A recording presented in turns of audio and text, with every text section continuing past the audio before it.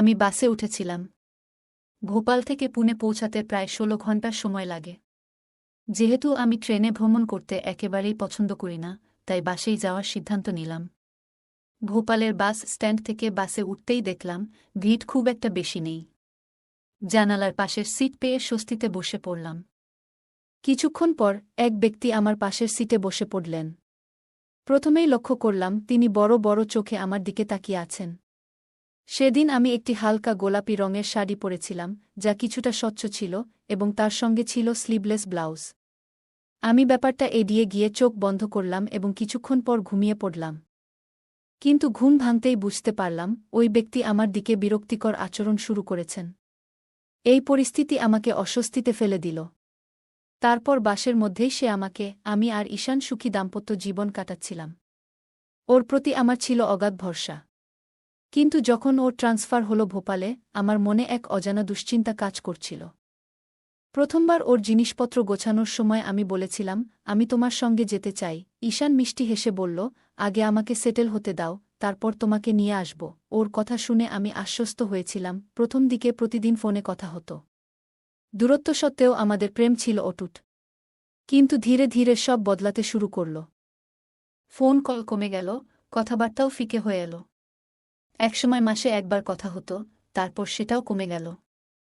আমি একাকিত্বে ভুগতে লাগলাম। একদিন সাহস করে জিজ্ঞেস করলাম, তুমি কি আমাকে আর দরকার মনে করো না? ঈশান সবসময় বলত, কাজের চাপ বেশি, সব ঠিক আছে, কিন্তু ওর কথায় আমি অজুহাতের গন্ধ পেতাম। আমি বারবার বলতাম, আমাদের আলাদা থাকা ঠিক নয়। আমাকে সেখানে নিয়ে যাও না কেন? ঈশান এড়িয়ে যেত। তার আচরণ ধীরে ধীরে ঠান্ডা হতে থাকল।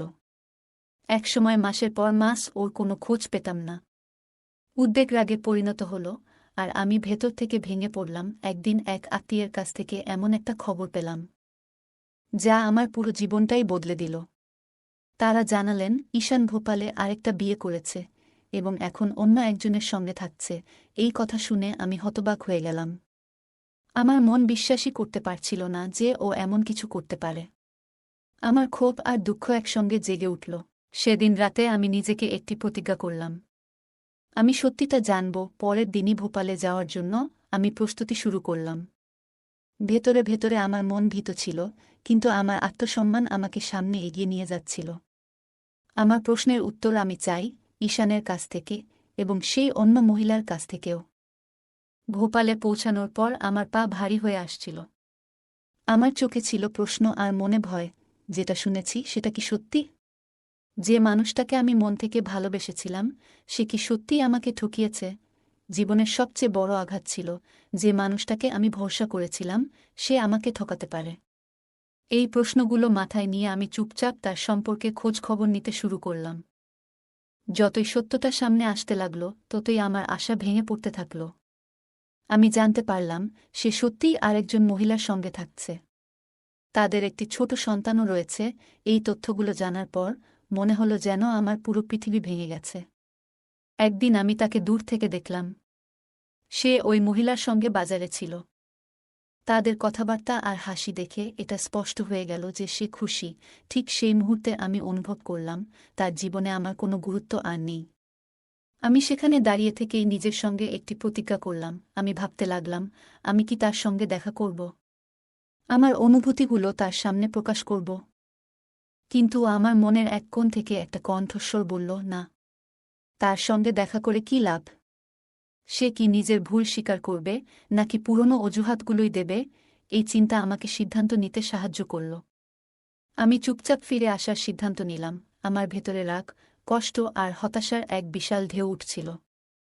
আমি ভাবতে শুরু করলাম, কিভাবে আমি এতগুলো বছর তার কথা, তার প্রতিশ্রুতিগুলো ধরে বেঁচেছিলাম। সে বলত, আমি শিগগিরই তোমাকে আমার কাছে নিয়ে যাব। আমি প্রতিদিন তার ফোনের জন্য অপেক্ষা করতাম। প্রত্যেক উৎসবে আমি একা বসে তার উপস্থিতি অনুভব করার চেষ্টা করতাম। কিন্তু এই সব কিছু মিথ্যা ছিল। সে শুধু আমার বিশ্বাস ভাঙেনি, বরং আমাদের একসঙ্গে দেখা স্বপ্নগুলোও ধ্বংস করে দিয়েছে। আমি ভাবতে লাগলাম, আমি কি এমন কিছু করেছিলাম যাতে সে আমাকে এভাবে ছেড়ে চলে যেতে পারল? বাস রাস্তার উপর ছুটে চলছিল, আর আমি নিজের সিটে চুপচাপ বসেছিলাম। আমার সিট দুজনের জন্য ছিল, কিন্তু বাসে যাত্রী কম থাকায় পাশের সিটটি খালি পড়েছিল। আমি সেই খালি সিট নিয়ে কিছু মনে করিনি। কখনো কখনো একা বসে নিজের চিন্তায় ডুবে থাকা বেশ শান্তি দেয়। কিছুক্ষণ পর বাস একটি স্টেশনে থামল। কয়েকজন যাত্রী উঠে বসতে লাগলেন। আমার সিটে একজন এসে বসে পড়লেন।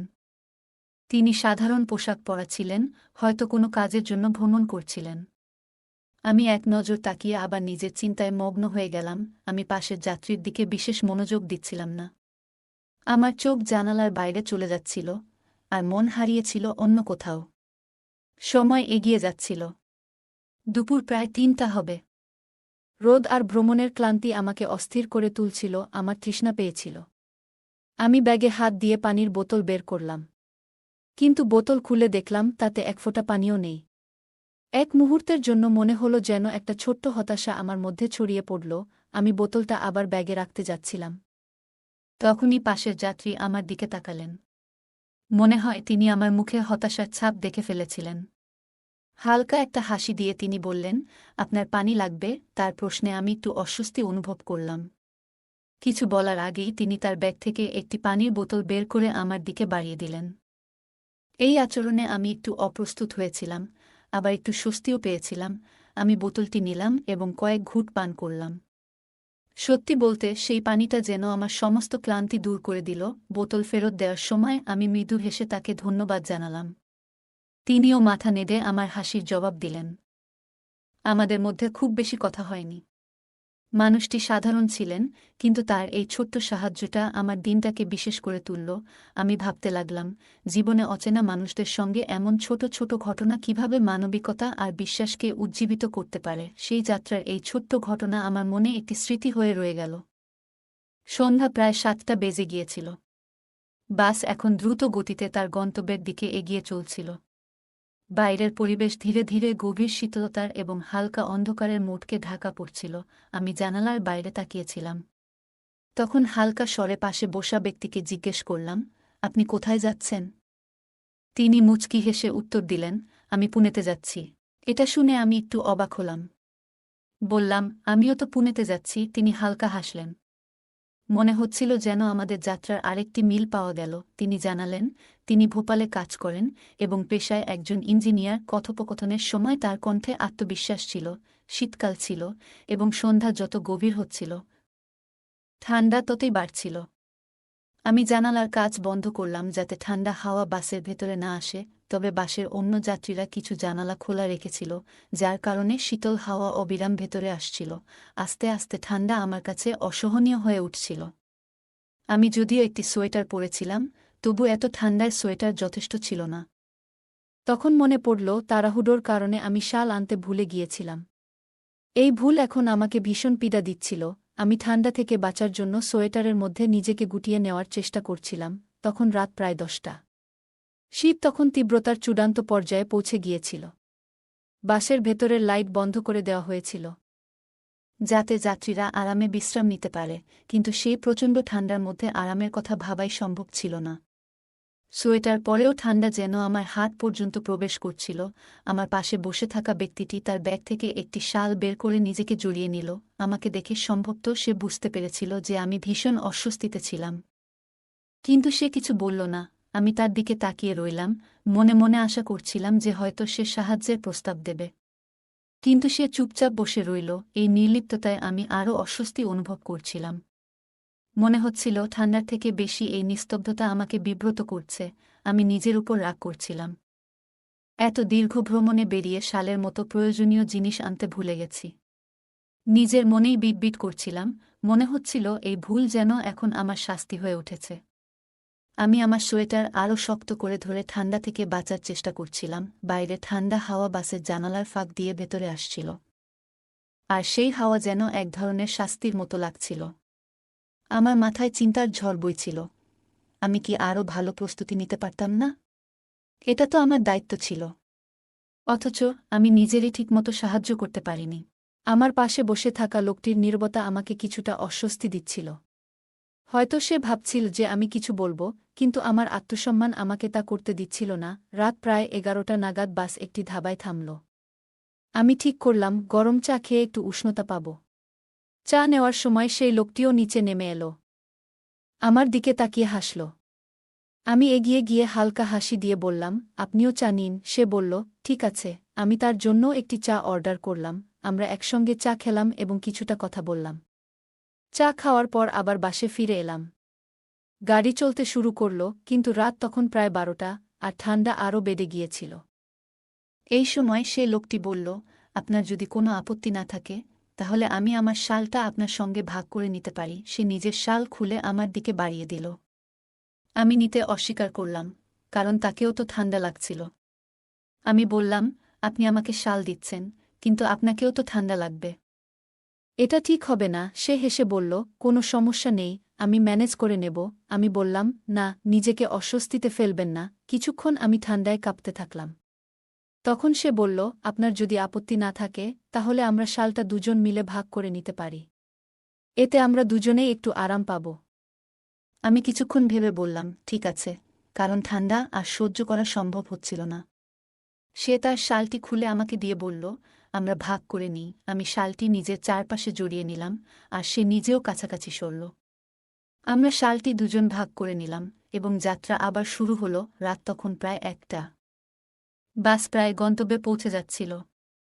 বাইরে এখনও ঠান্ডা তীব্র ছিল, কিন্তু শালের উষ্ণতা কিছুটা স্বস্তি দিচ্ছিল। তার সঙ্গে থাকা এই মুহূর্তগুলো যেন শীতের মধ্যে এক ধরনের আরাম এনে দিয়েছিল। হঠাৎ সে একটু অস্বস্তিতে সরে বসল। আমি লক্ষ্য করলাম সে একটু বিব্রত। কিছুক্ষণ পরে সে নরম গলায় বলল, ম্যাডাম, আমার হাতটা একটু জমে যাচ্ছে। যদি আপনার কোনো সমস্যা না হয়, আমি কি আপনার কাঁধে হাত রাখতে পারি? আমি কিছুক্ষণ চুপ করে রইলাম। তারপর হালকা হেসে বললাম, ঠিক আছে, কোনো অসুবিধা নেই। সে ধীরে ধীরে তার বাঁ হাত আমার কাঁধে রাখল। সেই স্পর্শে এক ধরনের উষ্ণতা অনুভব করলাম। আমরা আরও কাছাকাছি বসেছিলাম। এটি কিছুটা অস্বস্তিকর হলেও সেই মুহূর্তে তা এক ধরনের স্বস্তির মতো ছিল। আমি তাকে ধন্যবাদ জানালাম এবং বললাম, আপনার সঙ্গে এই যাত্রা খুব স্মরণীয় হয়ে রইল। ঘটনা এমন ঘটল যে আমি শীতের তীব্রতা থেকে বাঁচতে খুবই সমস্যায় পড়েছিলাম। তখন একজন অপরিচিত ব্যক্তি হাসিমুখে বলল, এতে কিছু হয় না। একে অপরকে সাহায্য করা আমাদের কর্তব্য, এবং আমি সবসময় সাহায্য করতে ভালোবাসি। তার এই কথাগুলো খুবই সহজ ও আন্তরিক মনে হল। তার সহানুভূতি আর সরলতা আমার মনকে শান্ত করল। এই ছোট্ট যাত্রাপথে একজন অপরিচিত ব্যক্তি যেভাবে আমাকে সাহায্য করেছিল তা এক অসাধারণ অনুভূতিতে পরিণত হল। আমরা একসঙ্গে শীতের সঙ্গে লড়াই করলাম এবং কিছু মুহূর্ত ভাগ করে নিলাম। এই যাত্রাটি শুধু গন্তব্যে পৌঁছানোর ছিল না, বরং বুঝতে শেখারও ছিল যে কখনো কখনো সাহায্য এবং সমর্থন এমন মানুষদের কাছ থেকে আসে যাদের আমরা কখনো জানি না, কিন্তু তাদের উদারতা আমাদের হৃদয়কে ছুঁয়ে যায়। আমি তার সহজ সরল স্বভাব খুব পছন্দ করলাম এবং জিজ্ঞাসা করলাম, আপনার নাম কি? সে মুচকি হেসে উত্তর দিল, আমার নাম বিনয়। আমি বললাম, আমার নাম নেহা। সে আবার হাসল এবং বলল, দারুণ নাম। আমি একটু লজ্জা পেলাম এবং বললাম, ধন্যবাদ। আমরা এত কাছাকাছি বসেছিলাম যে আশেপাশের লোকেরা ভাবছিল আমরা হয়তো স্বামী স্ত্রী। বিনয় বলল, আমার বাসে ভ্রমণ করার অভ্যাস নেই। আমি সাধারণত ট্রেনে যাই। তবে আজ প্রথমবার বাসে ভ্রমণ করছি। এটি বেশ ভিন্ন অভিজ্ঞতা। আমার মুখে হাসি রেখে বললাম, তোমার কি মনে হয়? আমার তো বাসে ভ্রমণ করতে খুব ভালো লাগে। তখন সে পকেট থেকে মোবাইল বের করে সময় দেখল এবং বলল, এখন 2টা বেজে গেছে। আর কিছুক্ষণের মধ্যেই গাড়ি পুনেতে পৌঁছে যাবে। তার মুখে কিছুটা ক্লান্তি দেখা যাচ্ছিল, কিন্তু তারপরও সে শান্ত এবং খুশি ছিল। সে মোবাইলে গান চালিয়ে ব্লুটুথে শুনতে শুরু করল। কিছুক্ষণ গান শুনে সে আমার দিকে ফিরে বলল, নেহা, গাড়ির মৃদু শব্দ শুনলেই আমার ঘুম আসতে শুরু করে। তার কাঁধে মাথা রেখে আমি যেন এক ধরনের নিরাপত্তা আর শান্তি অনুভব করছিলাম। কিছু সময় পর গাড়ি পুনেতে পৌঁছে গেল। সে আমাকে ধীরে ধীরে ডেকে তুলল, কিন্তু আমি এত গভীর ঘুমে ছিলাম যে জাগতে পারছিলাম না। তারপর সে আমার পিঠে হালকা চাপ দিয়ে আমাকে জাগাল। আমি চমকে উঠে বসে পড়লাম। তার মুখে মিষ্টি হাসি ছিল। সে বলল, সরি, কিন্তু পুনে এসে গেছে। আপনাকে জাগালাম, না হলে আপনার স্টপ মিস হয়ে যেত। আমি তার দিকে তাকিয়ে হাসি দিয়ে বললাম, ধন্যবাদ।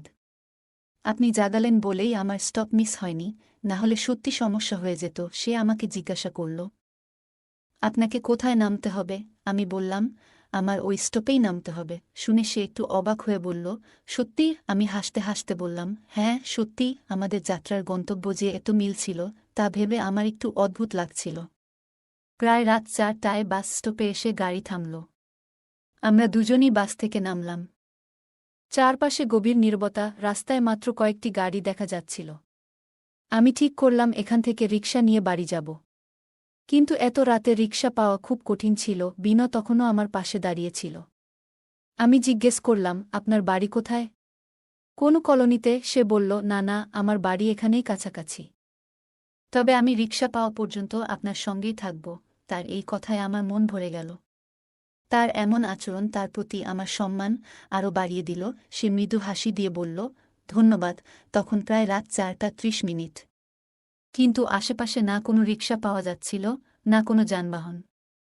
তখন সে বলল, নেহা, যদি আপনার কোনো আপত্তি না থাকে তবে আপনি আমার বাড়িতে আসতে পারেন। আমার বাড়ি এখানেই কাছাকাছি। এত রাতে এখানে দাঁড়িয়ে থাকা নিরাপদ নয় বলে মনে হচ্ছে। আমি কিছুক্ষণ ভেবে দেখলাম। সে ভদ্র এবং মার্জিত মনে হচ্ছিল। তার ব্যবহারও খুব ভালো ছিল। তাই তার উপর ভরসা করে বললাম, ঠিক আছে, চলুন। আমরা দুজনেই নিজেদের ব্যাগ নিয়ে হাঁটতে শুরু করলাম। পথের নিস্তব্ধতায় আমরা তেমন কথা বলিনি, তবে তার সঙ্গে হাঁটতে আমার বেশ শান্তি লাগছিল। কিছুক্ষণ পরে আমরা একটি সাধারণ বাড়ির সামনে পৌঁছালাম। সে পকেট থেকে চাবি বের করে দরজা খুলল। আমরা ভিতরে প্রবেশ করলাম। তার বাড়ি বড় ছিল না, ছোট্ট দুটি ঘরের একটি সজ্জিত এবং পরিষ্কার বাড়ি। সে মুচকি হেসে বলল, নেহা, আমার বাড়িতে আপনাকে স্বাগত। আমি লাজুক গলায় বললাম, ধন্যবাদ। সে জানালো, আমি এখানে খুব কম সময় থাকি। আমার কাজ ভোপালে বেশি হয়। তাই কিছুদিন ভোপালে এবং কিছুদিন এখানে থাকি। আমি বললাম, আপনার বাড়ি খুব সুন্দর, বিনয়। সে হেসে বলল, ধন্যবাদ নেহা। তারপর সে বলল, আপনি বিছানায় ঘুমান। আমি সোফায় ঘুমাব। আমি দ্রুত বললাম, না না, আপনি বিছানায় ঘুমান। আমি সোফায় শুয়ে পড়ব। কিন্তু সে জোর দিয়ে বলল, এটা হতে পারে না। আপনি আমার অতিথি। অতিথির প্রতি যত্ন নেওয়া আমার দায়িত্ব। আমি বাধ্য হয়ে তার কথা মেনে নিলাম। আমরা নিজেদের জায়গায় শুয়ে পড়লাম। যাত্রার ক্লান্তির কারণে আমি দ্রুত ঘুমিয়ে পড়লাম। তার শালীন এবং ভদ্র আচরণ সেই রাতে আমার মনে একটি ইতিবাচক প্রভাব ফেলে। সকালে ঘুম ভাঙার পর আমি চারপাশে তাকালাম। দেয়ালে একটি ঘড়ি ঝুলছিল এবং তখন সকাল 9টা। আমি দেখলাম বিনয় উঠেই গেছে এবং ঘরের কিছু পরিষ্কার পরিচ্ছন্নতার কাজ করছে। ঘরে সামান্য অগোছালো জিনিসপত্র ছিল, যা সে সযত্নে গোছানোর চেষ্টা করছিল। সকালে যখন ঘুম থেকে উঠলাম, দেখি বিনয় আমাকে দেখে মুচকি হেসে বলল, গুড মর্নিং, আর বাথরুমের দিকে ইশারা করল। আমি বাথরুমে ঢুকলাম। সেখানে টুথপেস্ট আর ব্রাশ রাখা ছিল। আমি তা ব্যবহার করে নিজেকে সতেজ করলাম। বাথরুম থেকে বেরিয়ে এলাম, আর অজান্তেই আমার চোখ বিনয়ের দিকে চলে গেল। কয়েক মুহূর্তের জন্য আমি স্থির হয়ে গেলাম। সে শার্ট খুলে শুধু স্যান্ডো গেঞ্জি পরেছিল। তার শরীর আকর্ষণীয় এবং সুঠাম ছিল, মনে হচ্ছিল সে নিয়মিত জিম করে। কিছুক্ষণ তার দিকে তাকিয়েছিলাম। বিনয় আমার চোখাচোখি ধরে ফেলল এবং মুচকি হেসে বলল, নেহা, তুমি চা খাবে নাকি কফি? আমি বললাম, আমি চা নেব। সে তৎক্ষণাৎ চমৎকার একটি চা বানিয়ে আনল। চায়ের স্বাদ সত্যিই দারুণ ছিল। আমি বললাম, চা খুব ভালো হয়েছে। তারপর বললাম, এখন আমাকে যেতে হবে। গত রাতে আমাকে এখানে থাকার সুযোগ দেওয়ার জন্য আপনাকে অনেক ধন্যবাদ, বিনয়। বিনয় হাসতে হাসতে বলল, এতে কোনো বড় কথা নেই। আমি খুশি যে তুমি এখানে থাকতে পেরেছ। বিদায় জানানোর সময় আমি বললাম, যদি ভাগ্যে থাকে তবে আবার দেখা হবে। সে হাসি দিয়ে বলল, অবশ্যই। আমি তার কাছে নম্বর চাইলাম। সে খুশি মনে নম্বর দিল। আমি তার ফোনে একটি মিস কল দিয়ে দিলাম। বাড়ি ফিরে আসার পরও আমার মনে বারবার বিনয়ের স্মৃতি ভেসে আসছিল। তার সম্মানজনক ব্যবহার, সরল কথাবার্তা আর তার সহায়তার ভাবনা আমার মনকে দারুণভাবে ছুঁয়ে গিয়েছিল। আগে কখনো নিজের স্বামী ছাড়া অন্য কোনো পুরুষের প্রতি এমন অনুভূতি হয়নি। তবে বিনয়ের ব্যক্তিত্বে যেন একটি বিশেষ আকর্ষণ ছিল। দুদিন পর আমি বিনয়কে ফোন করলাম। সে ফোন ধরেই বলল, তুমি কোথায়? আমি আজ বাড়িতেই বিশ্রাম নিচ্ছি। কি হয়েছে? আমি বললাম, কিছু না, তোমার কথা মনে পড়ল তাই ফোন করলাম। সে হেসে বলল, ঠিক আছে, তাহলে দেখা করি কোনো এক জায়গায়। আমি তাকে বাড়ির কাছের একটি গার্ডেনে আসতে বললাম। আমি নির্ধারিত সময়ের আগে গার্ডেনে পৌঁছালাম। কিছুক্ষণ পর বিনয় এল। তাকে দেখে আমার মন একটু অস্থির হয়ে উঠল। সে জিন্স আর টি শার্ট পরে এসেছিল এবং সত্যিই খুব সুদর্শন লাগছিল। সে মুচকি হেসে বলল, কি খবর? নতুন স্টাইল কেমন লাগছে? আমি হেসে বললাম, তোমাকে খুব হ্যান্ডসাম লাগছে। আমরা গার্ডেনে বসে দীর্ঘ সময় ধরে গল্প করলাম। সে জানতে চাইল, নেহা, তুমি কি একা থাকো? আমি বললাম, হ্যাঁ, আমি একা থাকি। আমার স্বামী ভোপালে থাকতেন, কিন্তু সে আমাকে অনেক বড় ধোঁকা দিয়েছে। আমি আমার জীবনের সমস্ত ঘটনা তাকে বললাম। বিনা মনোযোগ দিয়ে সব শুনল। তার চোখে দুঃখ ও সহানুভূতির ছাপ স্পষ্ট ছিল। গল্প করতে করতে দুপুর ৩টা বাজে। আমি তাকে জিজ্ঞেস করলাম, আজ তুমি কোথায় খাওয়া দাওয়া করবে? সে বলল, আসলে এখনও কিছু ঠিক করিনি। আমি হাসি দিয়ে বললাম, তাহলে আজ আমার বাড়িতে এসো। সে মুচকি হেসে বলল, ঠিক আছে, সন্ধ্যায় আসব। আমরা একে অপরকে বিদায় জানালাম। সন্ধ্যায় ৬টা ৩০ আমি তাকে ফোন করলাম। বললাম, বিনয়, তুমি কি আসছো? সে বলল, অবশ্যই, আমি রওনা হচ্ছি। ঠিক সময়ে বিনয় আমার বাড়িতে পৌঁছাল। আমি তাকে স্বাগত জানালাম এবং বললাম, আমি আগেই খাবার তৈরি করে রেখেছি। আমরা দুজন একসঙ্গে ডাইনিং টেবিলে খাবার খেতে বসলাম। সেদিন আমি একটি হালকা গোলাপি রঙের শাড়ি পরেছিলাম, যা কিছুটা স্বচ্ছ ছিল, এবং তার সঙ্গে ছিল স্লিভলেস ব্লাউজ। খাওয়া শেষ হওয়ার পর আমরা সোফায় বসে গল্প করতে শুরু করলাম। গল্পের ফাঁকে বিনয় আমাকে বলল, আপনাকে এই শাড়িতে অসাধারণ সুন্দর লাগছে।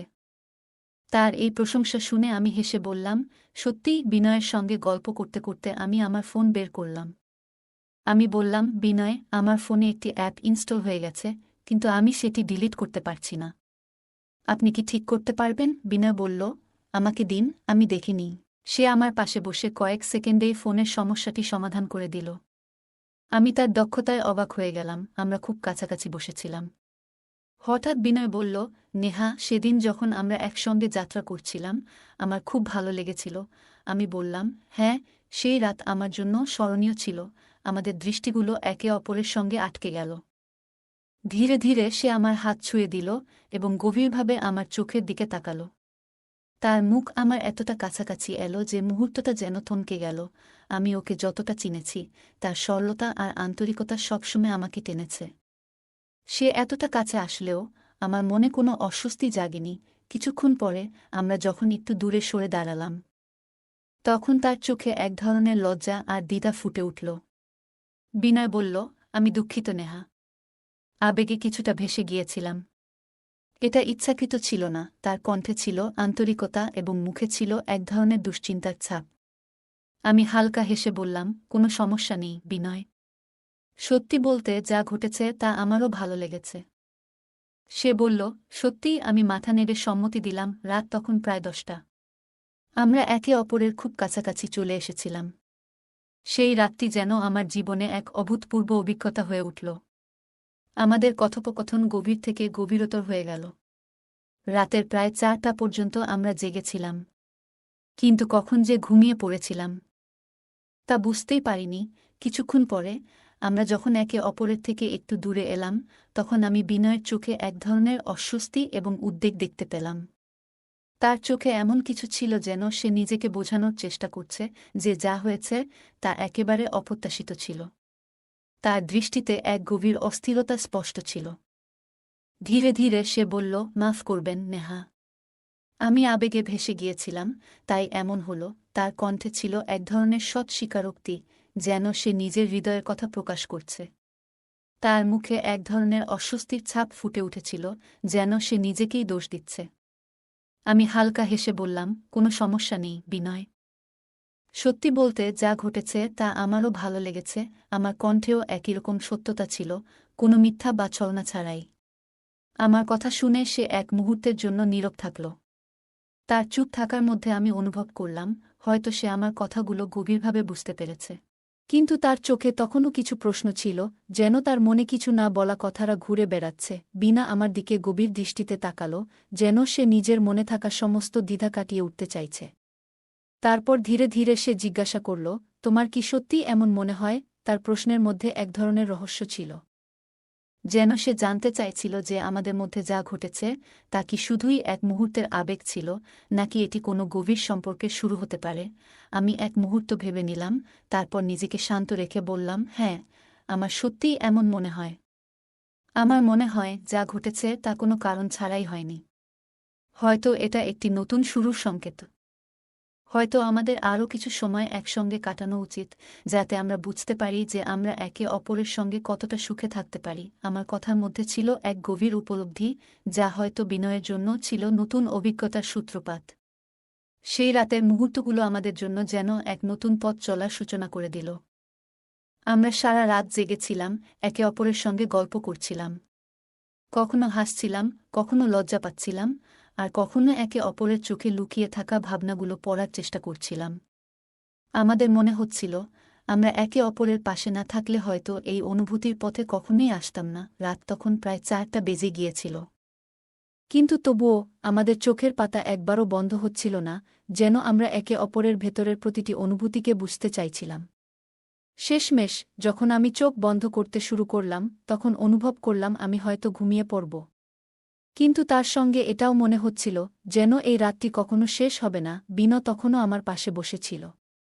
তার উপস্থিতি আমাকে এক ধরনের অদ্ভুত ভালোবাসা দিচ্ছিল, যা আমার মনে এক শান্তি এনে দিচ্ছিল।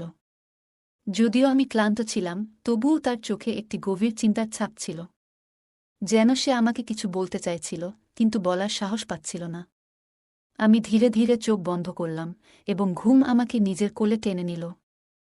2 দিন পরে, যখন আমি আমার প্রতিদিনের কাজ নিয়ে ব্যস্ত ছিলাম, তখন হঠাৎ বিনয়দার ফোন এলো। তার কণ্ঠে একটা হালকা আনন্দ আর উত্তেজনা ছিল, যা শুনেই বুঝতে পারলাম। তিনি বললেন, নেহা, আজ সন্ধ্যায় তুমি কি আমার বাড়িতে আসবে? কাল আমার ছুটি, আমরা আরাম করে গল্প করব, একসঙ্গে খাওয়া দাওয়া করব, আর ইচ্ছে করলে রাতে থেকেও যেতে পারো। তার কথার ভঙ্গিমায় একটা স্বাভাবিকতা আর আন্তরিকতা ছিল, যেন তিনি আমাকে এক নিরাপদ আর স্নিগ্ধ পরিবেশে নিয়ে যেতে চাইছেন। তার আমন্ত্রণ শুনে আমি কিছুক্ষণ চুপ করে রইলাম। বিনয়দার এই প্রস্তাবটা আমার কাছে একটু অপ্রত্যাশিত ছিল, কিন্তু আমি সেটা ঠান্ডা মাথায় ভেবে দেখলাম। তার নিমন্ত্রণ আমাকে একদিকে কৌতূহলী করল, আবার অন্যদিকে একটু দ্বিধাগ্রস্ত করল। তিনি আমার থেকে কী প্রত্যাশা করছেন, সেটা একেবারে স্পষ্ট ছিল না। আমার মনেও এক ধরনের মিশ্র অনুভূতি কাজ করছিল, তবুও আমি মনে মনে ভাবলাম, এটা আমার নিজের অনুভূতিগুলো বোঝার একটা সুযোগ। হয়তো এটাই সঠিক সময়। তার প্রস্তাব আমার মনে একটু সংকোচ তৈরি করেছিল, কিন্তু আমি ঠিক করলাম যে আমি এই সুযোগটা গ্রহণ করব। আমাকে সেই প্রশ্নগুলো করতে হবে, যেগুলো বহুদিন ধরে আমার মনে জমেছিল। আমি জানতে চাইছিলাম, তিনি কি আমার সঙ্গে তার জীবন কাটানোর জন্য প্রস্তুত? আমাদের এই সম্পর্ক কি শুধু এক পলকের আবেগ, নাকি এটি কোনো গভীর আর স্থায়ী বন্ধনের শুরু? সন্ধ্যায় আমাদের দেখা হওয়ার কথা ছিল, আর আমার মনে হচ্ছিল এই মুহূর্তটা খুব গুরুত্বপূর্ণ।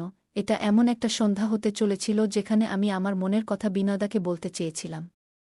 তার উত্তরের উপর নির্ভর করছিল আমার জীবনের পরবর্তী পদক্ষেপ।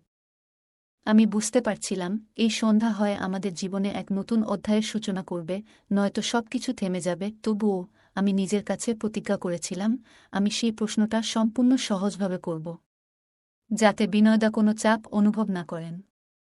আমি চাইছিলাম তিনি স্বাভাবিকভাবেই তার অনুভূতিগুলো প্রকাশ করুন। আমি বিশ্বাস করতাম, তার প্রতিটি কথা তার হৃদয়ের গভীর অনুভূতির প্রতিফলন হবে, আর সেখান থেকেই আমি আমার পরবর্তী সিদ্ধান্ত নেব। সন্ধ্যাটা যেন আমার জীবনের এক নতুন অধ্যায়ের সূচনা হতে চলেছিল। আমি তাড়াতাড়ি তৈরি হলাম এবং ভাবছিলাম, আমি কি সত্যিই প্রস্তুত এই পদক্ষেপ নেওয়ার জন্য?